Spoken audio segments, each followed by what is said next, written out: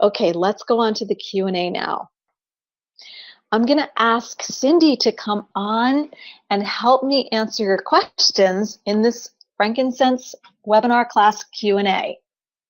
Cindy, are you there? I am. Can you hear me? Yes, hi. Hi, that was such a great presentation. You've made a lot Thank of, you. yes, a lot of people are talking about how obsessed they are now, or you're validating their obsession. That's excellent. I love it.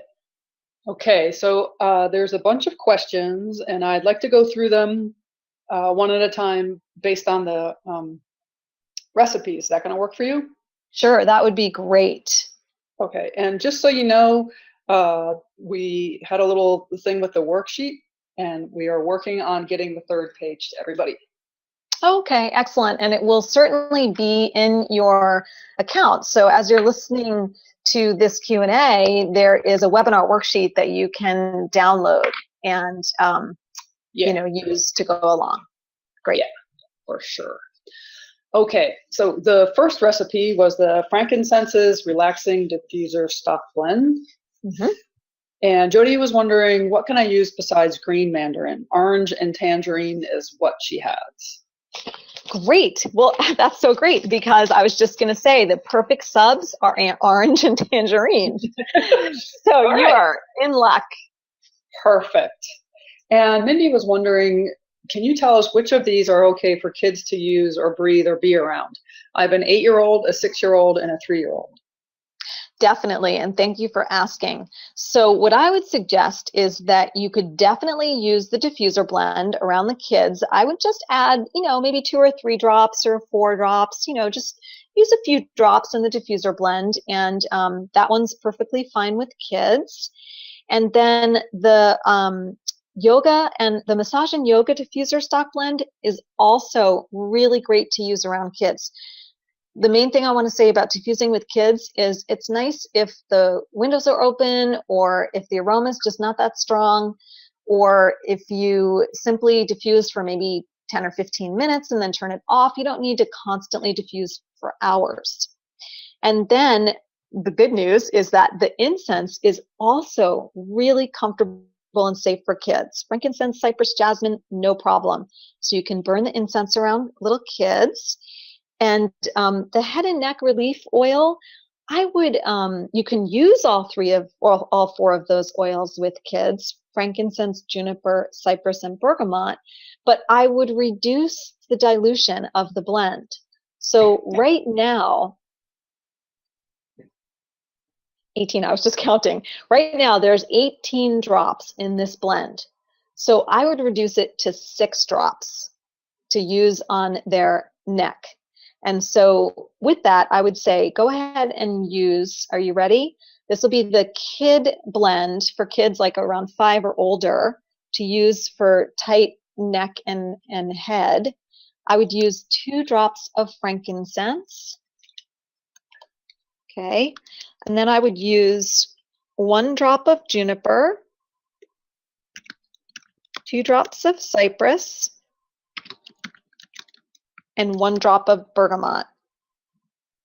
So I'll repeat that, and I would put that in 1 ounce or 30 mils of trauma oil. So if you want to make this blend for kids around 5 or older, I would use 2 drops frankincense, 1 drop juniper, 2 drops cypress, and 1 drop bergamot, and put that in the 30 mils of trauma oil, and that would be a great blend. And then lastly, I don't know if you use deodorants with little kids. But if you were going to use a deodorant with a little kid, all 3 oils are fine. But again, I would reduce the dilution such that you really only have, like right now we have 50 drops, which is 2 mils approximately. So I would just go ahead and reduce it to about 10 drops. And so with that, I would say use 5 drops of the frankincense. Now this is for the deodorant for kids over 5. And I would use 3 drops of the juniper and 2 drops of the cypress. So we'll reduce it to 10 drops. I hope everybody got that. Okay, thank you. Thank you. And speaking of safety, Karen was wondering, would you consider frankincense a safe oil to use during pregnancy? Yeah. With pregnancy, I would suggest that that you really do consult with an aromatherapist and and be conscious of all the oils in terms of safety. Frankincense can be used. I would always suggest, if it's a delicate pregnancy, to use oils very carefully during the first trimester and definitely get guidance. And I'm always careful when I make recommendations for pregnant women that I actually know the women. And so here in a class where I don't know who's pregnant and what the situation is, I would say definitely you can diffuse it, and yes, it's a safe oil, but do go ahead and consult with someone about it. Okay, great. There's a lot of really great questions, and I appreciate you all writing them in, and just know that I'm getting to them a little bit at a time. Debbie's asking, does frankincense have to be diluted to use on the skin? Well, I'm glad you're asking, because there are different opinions about using essential oils undiluted on the skin. I'll tell you how we approach it at AromaHead. Generally, we are diluting essential oils into a carrier, a fatty oil, in order to protect the skin and to moderate the concentration. And I usually recommend that when applying oils to the skin that they're diluted. That's because the ongoing use of undiluted oils can begin to cause some issues for some people. Some people start to have what we call sensitization reactions. And so although frankincense is very healing for the skin, and it is one of the oils that I would comfortably use undiluted if I was going to, I wouldn't use that as a regular practice. I would use it more in certain acute situations. Like, let's say you got a bee sting. You could put a drop of lavender or a drop of frankincense, undiluted, right on it. Let's say you have a really strong headache. Well, maybe you would put your finger around the top of the frankincense bottle and put a little on the back of your neck. But even then, my inclination would be to then take a little coconut oil or jojoba and rub it on so that you're protecting your skin. So I can't say yes or no to using it undiluted. What I can say is you need to do it with proper education and always be aware of the goal to protect your skin from the concentration of the essential oils through using a carrier. Great. That was a really clear answer. Lisa and a few other people were wondering, how do you determine how many drops of each oil is good for each oil in the stock blend? Is it based on dilution percentages? It's not based on dilution percentages, but that's such a good question, because for the stock blend, we're not diluting it at all. So there's no percentages involved. And the way that I figured out the amount of drops was literally by aroma. So I started out with 1 drop of each essential oil. Like for the relaxing diffuser stock blend, I put 1 drop of frankincense, 1 drop of mandarin, and 1 drop of jasmine in the blend. And I smelled that. Well, all I could smell was jasmine because it's so much stronger. So then I added another drop of frankincense and another drop of mandarin. And it went on like that until I got to the place where I found the balance. The most frankincense, 40 drops, and then half the amount of mandarin, and then just 5 drops of jasmine. And that to me felt like a very balanced aromatic blend where all 3 aromas come through.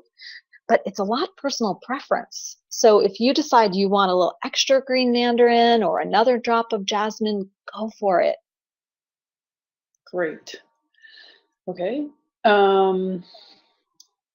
I think while we're on the frankincense roll here, maybe you could speak to a few of the other kinds of frankincense. People were asking about different species and varieties.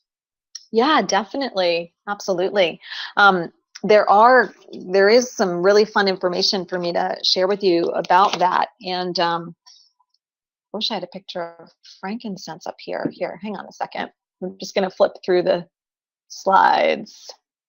Okay, because here I am talking about frankincense. I don't want a picture of juniper or limi up there quite yet. Okay, so It's really interesting because I've always felt like all the frankincense species can be used for some similar things like supporting the skin, encouraging the opening in the breath, respiratory issues, centering and meditation. All the species can be used for those issues, but it's still fun to explore the different species in more depth because their aromas vary enough that it's very engaging if you can smell all of them. If you're one of those obsessed aromatherapists that gets all of them, all the different species, it's very exciting. So I'll talk about 5 different species, the 5 main ones that I'm familiar with. And unless you're very well versed in the different species and in essential oil chemistry, what I'm about to share with you might not stick exactly, but just know that you don't need to memorize this. I just want to give you a feel for the different species and the distinct differences of the chemistry and their names and where they're from. And just, you have lifetime access to this class, so you can always go back to this if it feels relevant for you.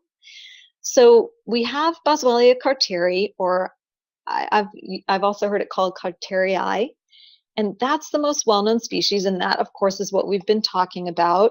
The resin is from Somaliland, and we talked all about the aroma and how it's used. The dominant component is usually alpha-pinene. And then there are several components that usually follow it. So now I'm talking about essential oil chemistry, and I'm describing the main dominant component of the Boswellia carteri species. And it also usually has sabinine, myrcene, and limonene. How are those for words if you're not familiar with chemistry? But it also usually has another big component called methyl decyl ether. So it seems like the methyl decyl ether shows up more in the carterii when the growing conditions are very dry. And I mention this because Rob Pappas, who's an essential oil chemist who has carefully studied the different frankincense species, noticed that sometimes he has seen the Boswellia carterii oil with higher levels of different components. And we're guessing that it's because of environmental factors, okay? So then there's Boswellia sacra. Am I already giving you too much info? I hope not. I hope that you're curious about the different species. So the Boswellia sacra, it grows only in the Dhofar region of the south of Oman. And it has a beautiful sweet aroma. And the resin is called Royal Hojari. And it's lightly colored. It has like a greenish hue. And the chemistry is very similar to carteri. It's dominant in alpha-pinene. Then there's Boswellia berryana. And that species has got a really deep piney aroma. And sometimes I've noticed these little citrus notes. The tree is native to northern Somalia, and it's sourced in the mountains. It grows in the mountains at a high altitude, and it has a different chemical makeup than Boswellia carteri or sacra. And the main component in it is called alpha-thujine, or it can also be high in alpha-pinene. And the resin even looks different. It's got larger pieces, and it's got this kind of striated, really cool striated look. Now there's 2 more I'm going to mention. Boswellia serrata, which is known as Indian frankincense, and you find it in a lot of Ayurvedic recipes. It's native to North Africa and India, and the aroma is light, kind of green and woody, and it has these sweet lemony notes that I love, and its main component is alpha-thujine. And then lastly, there's one called Boswellia, and the way you pronounce the species is papyrifera.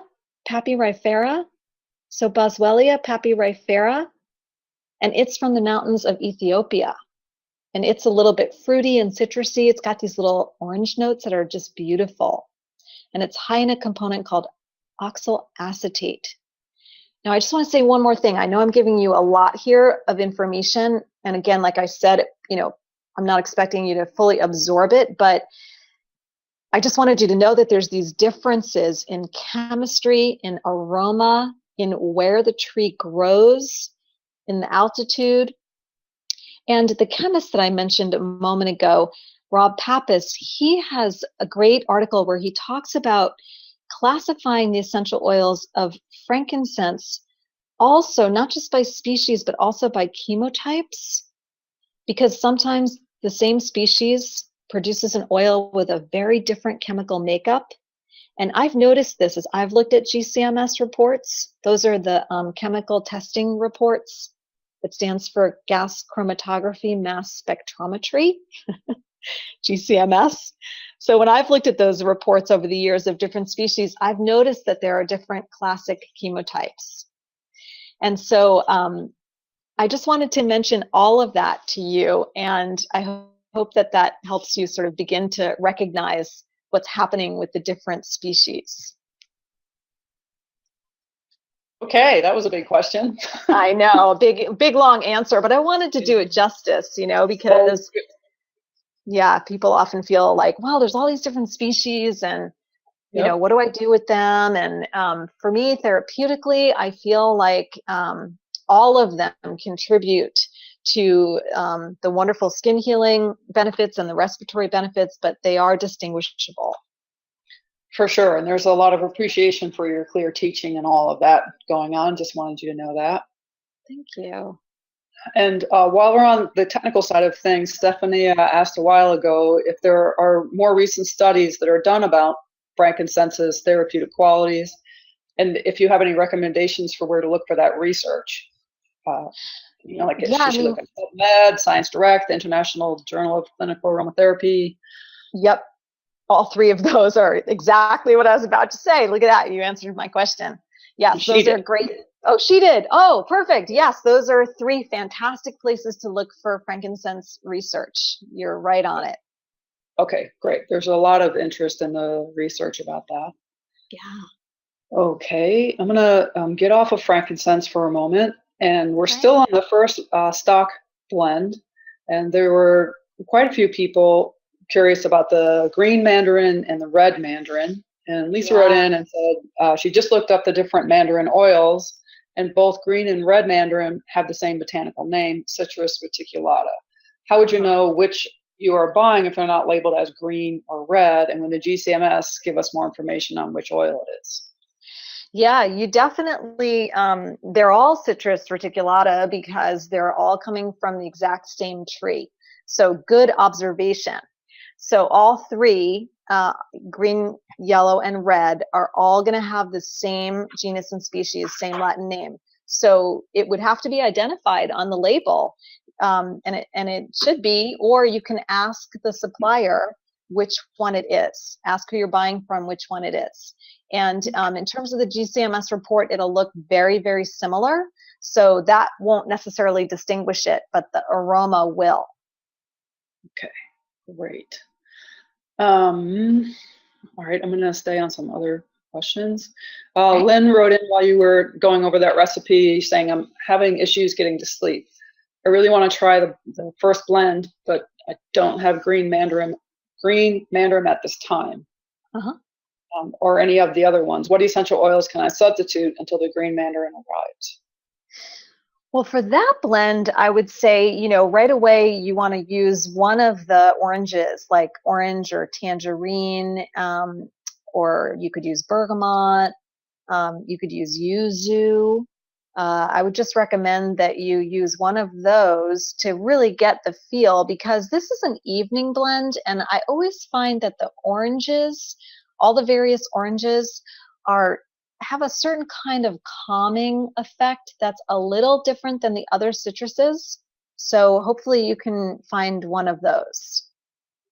Okay, and another person wrote in and said, hi, Andrea, I have a bottle of tangerine essential oil, and the Latin name on it is also Citrus reticulata. Is tangerine the same as green mandarin? Also, what's a good substitute? Yeah, there's some debate about tangerine and mandarin, and And so what I would say is that sometimes they are both labeled as Citrus reticulata, but tangerine also has a different Latin name. So again, check with the person you bought it from to be absolutely positive. There's also Citrus tangerina, and that's the typical tangerine Latin name. So just double check. And again, the subs for that, the substitute oils would be any of the other oranges. Great. That's really great. I'm glad everybody's paying attention. It's so important to check out the labels and be crystal clear. I love that. Yeah, it's a great group. Good for you. So Jennifer asks, I only have jasmine and jojoba. Would a drop of that clog my diffuser? I don't think it would clog it. It depends on the kind of diffuser, but I would be surprised. I mean, normally we don't use a carrier oil in a diffuser, as you well know from your question, because they're heavier, and we're looking for things that are more volatile. So with diffusing, if it's in jojoba, it's just not going to diffuse as well because the jojoba will hold it in, so it won't diffuse as well. You could try it and see what you think, but I would definitely recommend getting some of the pure essential oil if you can. Great. And do you have a substitute for the jasmine in that blend? Definitely. I would say in any of the blends that we've used jasmine, you could also use rose, neroli, or ylang ylang. Okay, great. All right, looks like we made it through the first blend. All right, good. Well, we're not even halfway through the Q&A, so we're doing great.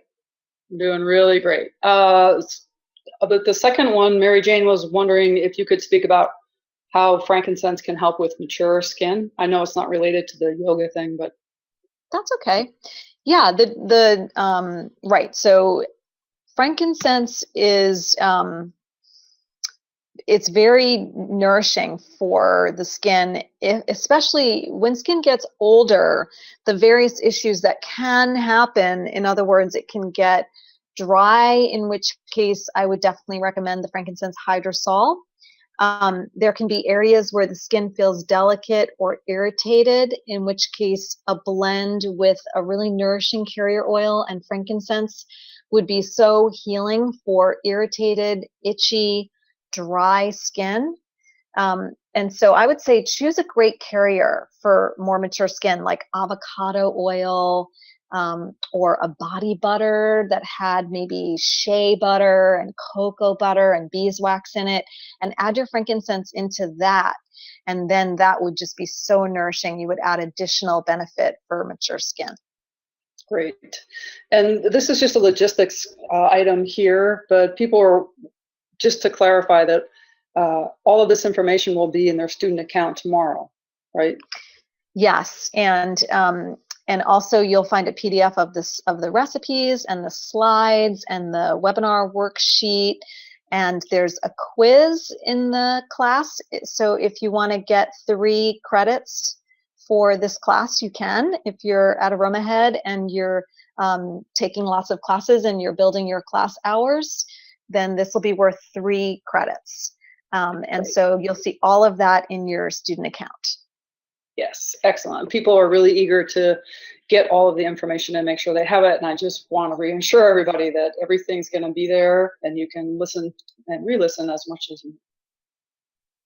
Absolutely. Yeah, 3 hours is a lot of content and a lot of information. And so that's why we give you lifetime access to these classes, so that you can, and we do that with all the classes at AromaHead, so that you can really absorb it. And I actually taught a webinar spotlight class a little while back, and I've gotten a lot of feedback from people how much they're going back to the recording and listening to all the information again and pulling up the recipe PDF and trying all the different recipes. So I always want to make sure you have access, and if you ever have a question, don't hesitate to email us. Excellent. Yes, for sure. Okay, Debbie is wondering if frankincense can be grown in the U.S. No, it's not the right environment for it, for that tree. I wish we could grow that tree. Oh, yeah. I would love to. I would love to. All right. There's not other questions about that yoga stock Okay, blend. perfect. Great. Any questions Um, about the incense blend? Moving on to the incense blend, yes. Antonio, I was wondering, can you make incense sticks with any essential oils that you like? Wasn't sure how other scents would burn. Yeah, I mean, I find that that some oils do work better in incense sticks than others, and I don't tend to put too many citruses in incense. I don't feel like the aroma holds really well. I find that the conifers work really well, pine, spruce, and fir. Frankincense, cypress work well. A dash of the floral oils brings a whole other layer to it. So I would say, experiment for yourself a little bit. There are a lot of different essential oils, but the deeper aromas, vetiver, patchouli, spikenard, the deeper notes tend to stay longer and be more present in the incense than the very, very high top notes. Okay, great. Janice wrote in, I only have blue cypress. Would that be very different? It would be very different, but I think it would be gorgeous. I just know that it's an expensive oil. And sometimes, I know I put 2 drops of jasmine in just because it's so special. Ylang ylang is actually much less expensive than jasmine. That's another consideration for incense. So I was trying to use sort of middle of the road priced oils in the incense. And I know blue cypress is very precious, but it would be beautiful. And honestly, I think you'd need to use less. And let me rephrase that, you wouldn't need to use as much as the cypress because the blue cypress aroma is really strong. So you could probably use half as many drops and get the same effect, but it would be different and gorgeous. Great. And Jennifer was hoping to get some clarity. If one is allergic to the cypress tree, are they also allergic to the essential oil? I get different answers on this one. Thanks. Yeah, I can bet you get different answers because the answer is we're not sure. So that would be, that's why people are saying, oh, yes, or oh, no. It depends. It depends on each individual person. So you may be or you may not be. I couldn't for sure give you an answer on that. Yeah. Okay. This is kind of a funny comment, but is your computer plugged in, Andrea? Because it looks like somebody can see that your battery was running low. That is really funny. And no, it was not. And thank you very much. I can't even see that it's running low. So how cool that you can. Yes, wonderful. That wasn't me. I can't remember who that was, but thanks you for that. Appreciate it. Yes, Samuel, thank you very, very much for that. Thank you. I love that. Such kindness. Wonderful. Okay, Roseanne's wondering, is there a resource page and does it say where to get those blank incense sticks? Yes and yes. You're all set. We have any resource that, relates to the recipes in this class is in your account at AromaHead. Okay, excellent. Okay. Do we do in the deodorant recipe, Diane's wondering, can cornstarch be substituted for the arrowroot? Well, I find cornstarch irritates a lot of people's skin. So I would say that I would just go ahead and get arrowroot. And the reason that we put arrowroot in there, that I chose that, is because baking soda can also be irritating for some people. So the balance of 2 tablespoons of arrowroot and 1 tablespoon of baking soda is one that I haven't found disturbs anybody and is very effective. So I would skip the cornstarch personally. It's not like that's right or wrong, but just from my experience with people finding it irritating, I would skip that and go ahead and invest in the arrowroot. Okay, and a few people were wanting to make this deodorant into a stick, and they were wondering about using beeswax to do that, and if so, could you suggest how much? Well, that's interesting. Well, I'll tell you, I haven't tried it, so I don't know how the baking soda and arrowroot powder would behave with the hot melted coconut oil and beeswax. But assuming that it would behave well, be on its best behavior, come on now, then I would say We want a ratio of 2 to 1 for solid deodorants. So I would put a half ounce of beeswax to the 1 ounce of coconut oil and try that and see how that texture is for you. Okay, great. And let me know. Yeah, that would be really fun to know. Experiment, it's the best way to learn. Mhm. um, and similar to that one, I was wondering, is it possible to put the deodorant in like some kind of tube? I guess that's the same question. Yeah, never mind. We Okay, answered it. that's okay. Uh, Another person asked, I have a bunch of conifer oils, but not cypress. Before I buy another oil, can I substitute it for another conifer? Sure. In the deodorant specifically? Yeah, yep, the Yeah. deodorant. Yep. I would suggest Siberian fir instead of cypress, or hemlock, or Mm. pinyon pine. And I have to just say that I made this deodorant again a couple days ago, and I did use pinyon pine instead of the cypress. And I used the juniper, the frankincense, and I put some drops of sweet orange in, and it is gorgeous. I love the aroma. Sure thing. And I just have to tell you that someone else named Andrea in this class checked their power cord. That's excellent. Okay. Donna's wondering, can argan oil be used as a carrier for frankincense oil or any other oils and perfumes for facial moisturizers? Oh, yeah, I love argan oil for the face. It's absolutely beautiful. So, yes, I would just say that, you don't need a lot of frankincense essential oil in the argan oil for your face as a moisturizer. So try going really light at first and see how your skin responds. I love that. I would put 1 ounce or 30 mils of argan oil, and I would start with trying just 5 drops of frankincense, and see what you think, see how it feels. And again, I'm referring to Carteri through this whole webinar, but all the other species that I mentioned in my long species answer would be absolutely applicable here as well. It would become personal preference. I love the Sacra, and I love the Carteri for my face personally. Okay.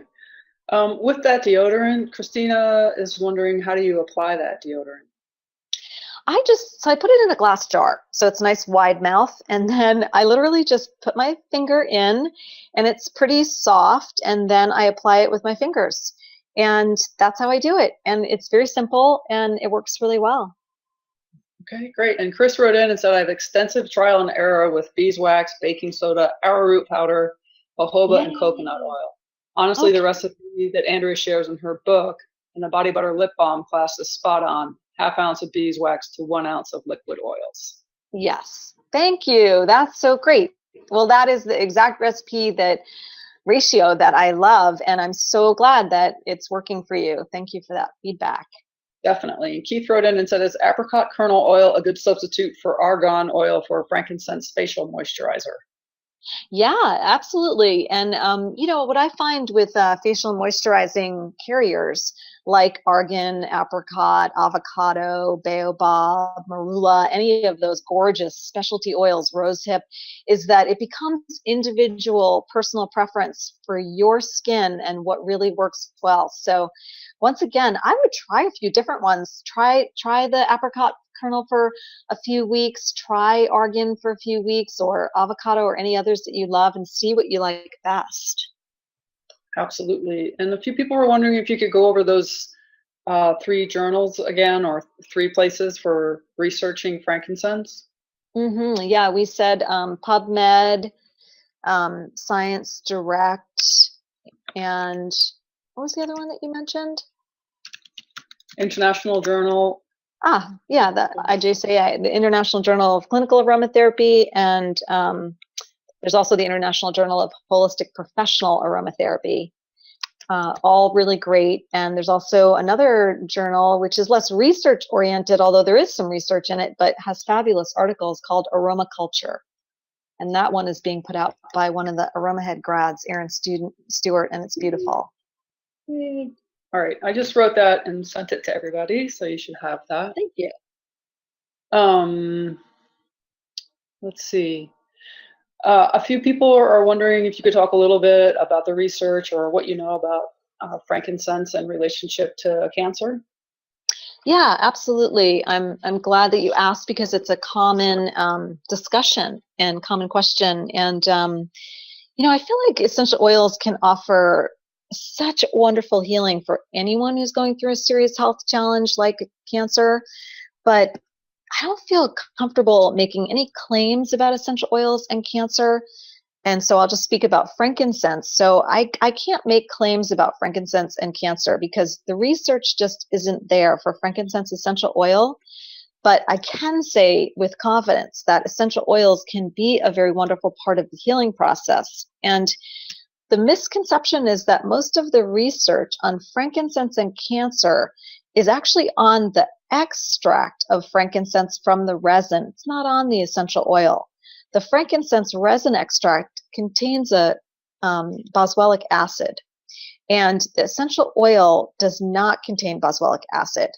And that's what the research is on boswellic acid specifically. So since it's not in the essential oil, we don't have research that's showing frankincense essential oil being effective against cancer specifically. So what I would say is that that doesn't mean that it couldn't be useful in the process. However, I like to sort of identify that misconception about the resinous extract versus the essential oil and all the information that's out there. So check into that further as you do your research, and see what you learn, see what you come up with. Excellent. Susan's asking, and I'm not sure. Anyway, Susan, maybe you can clarify, but you're saying, can you repeat the substitute recipe for the deodorant you made a few days ago? I think you said you used orange oil. Yeah, what I did was I replaced the cypress with pinyon pine, and then I added a few drops of orange, and it's gorgeous. So I used the frankincense and the juniper, and then I used pinyon pine instead of cypress, and then I put in a couple drops of orange. Okay, hang on, I'm just writing that down. Oh yeah, sure. Go right ahead. Yeah. Everybody, so everybody gets it. Okay, great. All right, now we're going to move on to the head and neck relief. Okay. A lot of people were happy about that, and I know that you spoke to this, but I just wanted to reiterate that this blend would be okay for leg cramps. It would be okay for spasms and stress anywhere in the body, right? Muscles. Yeah, it is. It's. I find it. So there's so much head and neck tension that I wanted to make a blend that I named that specifically. But yes, you could definitely use this for muscle tension, other muscles in the body for sure. For sure, yeah. It would be so great on the back too. You could even take this, if you get massage, you can make this blend and take it to your massage therapist, and then you have yourself your perfect blend. Absolutely. And it's funny that you say that because I recently got a massage and did use this blend, and I absolutely loved it. Yeah. Yeah, for sure. Antonia is wondering, is there any other oil you can use in place of the bergamot in this recipe? Yes, absolutely. I mean, the reason I chose bergamot as the citrus in this recipe is because it is very antispasmodic and good for tight muscles. So you could use another citrus, but I would go instead with either Roman chamomile or cardamom, because both of them are just great for tight muscles and for muscle spasms, and so good for head and neck relief. So I would try, instead of bergamot, I would try either Roman chamomile or cardamom. But if you wanted another citrus in there, you definitely could. And then I would just choose one of the range of the oranges, either sweet orange, tangerine, mandarin. Any of those would be great. Okay, wonderful. And Claudette was wondering, is this blend good for neuropathy of the feet? Neuropathy is kind of its own special situation, and I have found that sometimes essential oils can bring relief. What I would do is add in a bit of peppermint. Peppermint essential oil is the one that I've found sort of more consistently than not can be a little bit helpful with that sensation. It's not always helpful, but it's very cooling. And a lot of times with neuropathy, there's burning pain. So you could definitely try this blend. And what I would do is maybe add in 3 or 4 drops of peppermint, and you could reduce, the frankincense and juniper by 3 or 4 drops. So play around with that. Okay, great.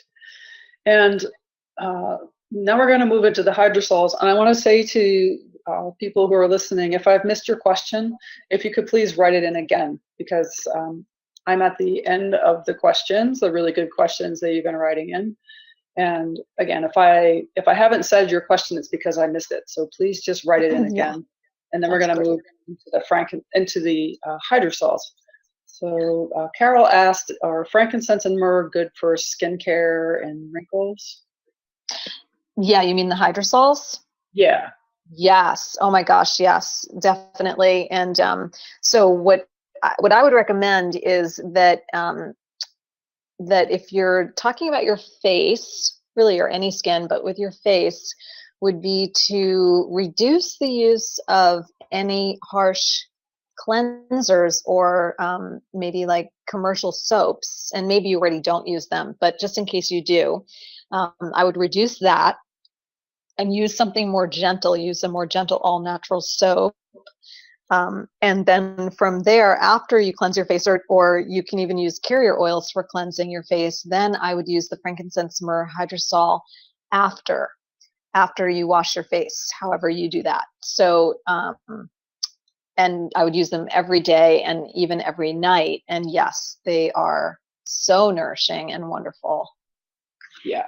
And just to follow up with your comment about commercial things, Chris wrote in and said, if it wasn't for all your hard work, I'd probably still be using commercial deodorant and dealing with swollen lymph nodes. So thanks so much. She's really happy. That is so great.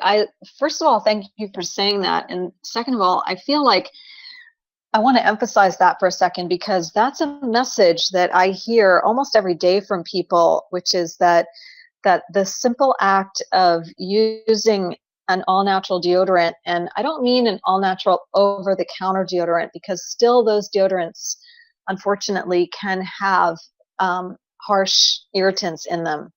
And so making your own can be a game changer for your health. And swollen lymph nodes, especially under the arm, are a perfect example, because essential oils will help reduce the edema and the swelling in the lymph nodes, and will support your immune system to work harder. And that makes a gigantic difference. So whatever we put under our arms is so significant, and on our bodies in general, so significant for your ongoing resistance and health and vitality. And I love that you got a direct experience of the lymph nodes reducing, and I've heard that before many, many times. So yeah, good. Yay for you. Yay. Donna's wondering, where can you get the trauma oil? One place to get the trauma oil that I love is Aromatics International. And that's a web store. They're based out of Montana, and they have excellent high quality organic trauma oil, and they also have fabulous essential oils. So check that out. Okay, and Barbara's wondering, I've heard frankincense helps with warts. Can you tell me more about that? Yeah, I have some experience with some warts and moles and frankincense essential oil. So I would make a blend in a carrier. And that could be any nourishing carrier oil. There's something called tamanu oil. It's a very, very strong smell. Some people love it, some people hate it. So be sure to check that out first. Or you could use calendula oil. That would be wonderful. And make a blend. I would try like a 3% dilution, 15, 16, 17 drops of essential oil to 1 ounce. Let's just say it's calendula, 1 ounce or 30 mils of the calendula. And frankincense and lemon and lavender would be a great blend to start with. So maybe equal amounts of all three, frankincense, lemon, and lavender. And try it, just be very consistent. Apply it a few times a day if you can, for, it might take several months, but you might start seeing results in several weeks. And sometimes it really helps and makes a huge difference. I had one on my leg that completely went away. That was kind of amazing. And sometimes it doesn't help so much. It just depends on your skin. So give it a shot. Absolutely worth a try. I guess you talked about a frankincense from Ethiopia, and Roseanne's wondering if you could spell that. Oh, yes, absolutely. Yeah, I can see why you would want me to spell it. Yes, papyrifera. Papyrifera.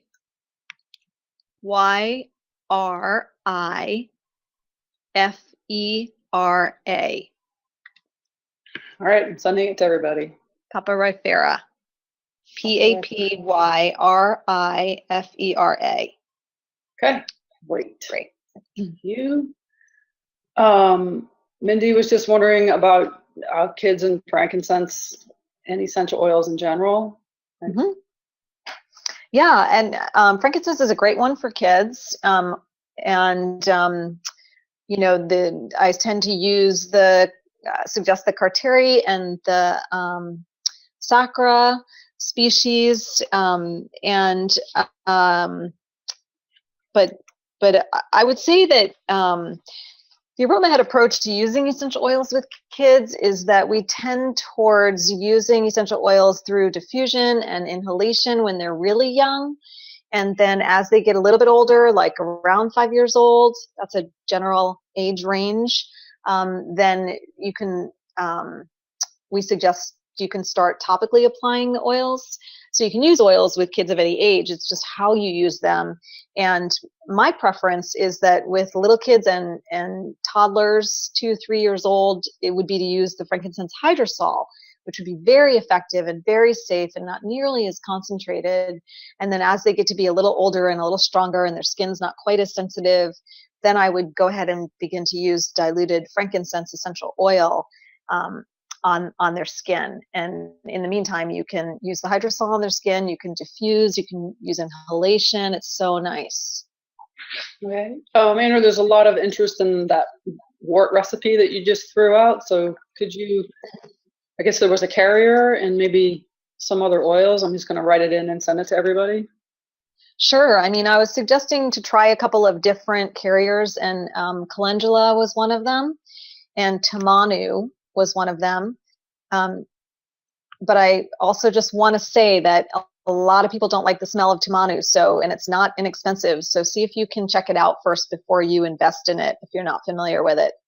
Calendula is a very neutral aroma and very healing for the skin. And then in that 1 ounce or 30 mils of, let's say, calendula, then I would add, let's say, 5 or 6 drops of frankincense, 5 or 6 drops of lavender, and 5 or 6 drops of lemon. Any particular type of frankincense? I think any of them would be effective. So whatever you have on hand or whichever species you love the aroma of, they're all very skin healing without a doubt. Sorry. So 5 drops of frankincense, and what was the next? 5 drops of lavender. Okay. And 5 drops of lemon. And I'm saying 5 or 6 drops because you could do 6 drops of each as well. And you might even want to make it a little stronger, 6 drops of each. So 5 or 6, up to you. All right. Okay, I'm going to send that to everybody. Thank you very much. Thank you. Mm-hmm. Amy said, I often pair frankincense with vetiver as a yoga meditation spritz. What would you say these two work well together? Absolutely gorgeous. I mean, I'm a huge vetiver fan. I know not everybody is, but I think that they're gorgeous together, and I also frequently pair them. Good for you. And hey, check out the vetiver hydrosol. If you ever get a chance to get some vetiver hydrosol, it's absolutely gorgeous. So yes, good for you. Beautiful combo. Okay, Leanne's wondering, can you blend the hydrosols? Or can you blend frankincense and lavender hydrosols? Yes, I love blending hydrosols. Absolutely, I do. And so, You could, lavender and frankincense hydrosols are beautiful together. Vetiver and frankincense hydrosols. There's so many, any oil that's distilled is going to have a hydrosol. So there are a lot of hydrosols available, and their aroma is not necessarily the same as the essential oil. So over time, you want to get to know them. And so, for example, the German chamomile hydrosol smells way fruitier and sweeter than the essential oil. People that don't even like the essential oil of German chamomile love the hydrosol. And so make sure that your expectations are in check, that what you're going to be smelling is different. It's a different product. It'll remind you of it, but it's different. But yeah, I love blending hydrosols, and I frequently do blend 2 or 3 together. Absolutely. Amanda's asking, if you don't have trauma oil, can you make a headache blend in a roller bottle with jojoba, and will it still be effective? Yes, you can, and it will still be effective. I think it's more effective with the trauma oil because the trauma oil adds a whole other layer of reducing the pain and inflammation, but it will still be very effective even without it. Okay, Christine's asking, what if the bottle of essential oil doesn't have a best before date? Do they ever go off? Yeah, I'm glad you asked, because pretty much almost all essential oils oxidize, which is the same thing as go off. They oxidize, and it's just pure chemistry. They're made of oxygen and carbon and hydrogen, and over time, exposure to sunlight, exposure to oxygen, and just simply age, they will oxidize. And they oxidize at different rates. So citruses will oxidize most quickly, maybe within a year or 2. Frankincense has a little bit of a longer shelf life, and something like vetiver has a much longer shelf life. So what you want to do is look on the website where you're purchasing your oils from. They should be able to tell you when the oil was produced and what the expected shelf life is, so that you are able to measure that for yourself with what you buy. Perfect. Andrea, there's a lot of enthusiasm for this webinar. I'm just trying to, stay to the topic, but I just want you to know that. And people are just appreciating and feeling clarity for so much of what you're offering. There's lots of hearts coming in and all kinds of things. Thank you, everybody. Yeah, and a couple of people were wondering about the lavender spotlight that you had done before. And then Tracy wrote in and said, will you be doing more of these webinars each month?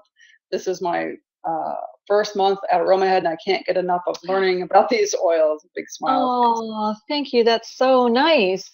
Thank you. Yeah, if you go to the AromaHead website, on the top navigation bar, it's dark purple. There's a section that says oil spotlights, and that's where you can purchase the lavender spotlight class. The spotlight classes are always the same price. They're always $35. And we'll send you a link to it when we send you the information about when your class is ready in your account tonight or tomorrow. So but that's where you can find it. And this is the second spotlight that I've done, and I'm loving doing them too. They do take a few months for me to prepare. So I'm thinking that the next one is going to be sweet orange. And I'm super excited to go through and talk about the citruses. And there's some really fun blends that are involved with sweet orange. So I think that's going to be the next one. You're the first people I'm saying that out loud to. So we'll see. Yay.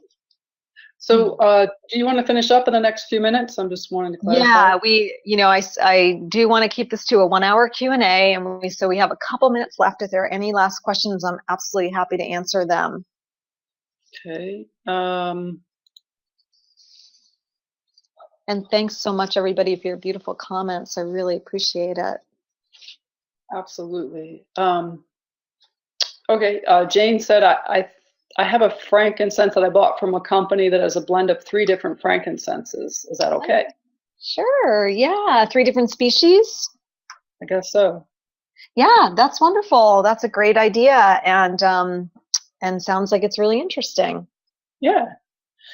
Carolyn wrote and asked, is there a certain type of frankincense that's better for the treatment of scars? I think any of the species would be great for dealing with scars for sure.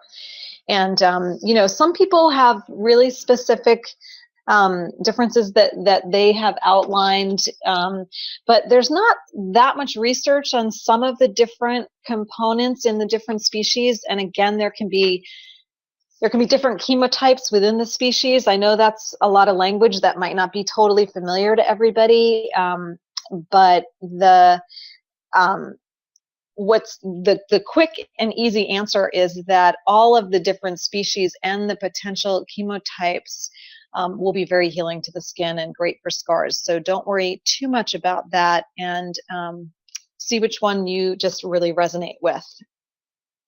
Okay, you got a lot of cheers for citrus oils or orange oil coming up next. A Oh, bunch of good. things to bring in, people really appreciating it. And I wanted to read you a final comment from Kathy. She said, Andrea, I want to thank you and the AromaHead team for this beautifully presented webinar. I really needed it. I just started my aromatherapy business and I've been using many of these oils to blend for myself to get me through this very exciting and quite stressful time in my life. I imagine I'll be utilizing the incense blend and a lot in the coming weeks. When I entered this class today, I felt a little stressed, and now I'm relaxed, refreshed, and uplifted. What a treat. I can't wait for the next spotlight webinar, Love and Light. And that really is a reflection of what so many people are writing, and I just wanted to thank you all for your patience and your enthusiasm, and thank you for having me here, Andrea, and you can finish it up. Oh, thank you so much for reading that gorgeous comment. I really appreciate it. And I've had a great time with you, and it's been so much fun to see all of your excellent, really educated and interesting questions. And I can just feel all the passion for everybody who's in this class, and really dedicating your time to sinking in and learning more about the oils and how to help people, how to support other people's lives and health with oils. So I just want to encourage you to keep learning and keep going, and always feel free to reach out and ask a question if you have one, because that's why we're here at AromaHead. We love educating, and we always prioritize to support the students at AromaHead. We feel like a family and a community, and I really encourage you to reach out as needed. So take care, everybody, and I'll see you on the next Spotlight webinar class. All right. Bye for now.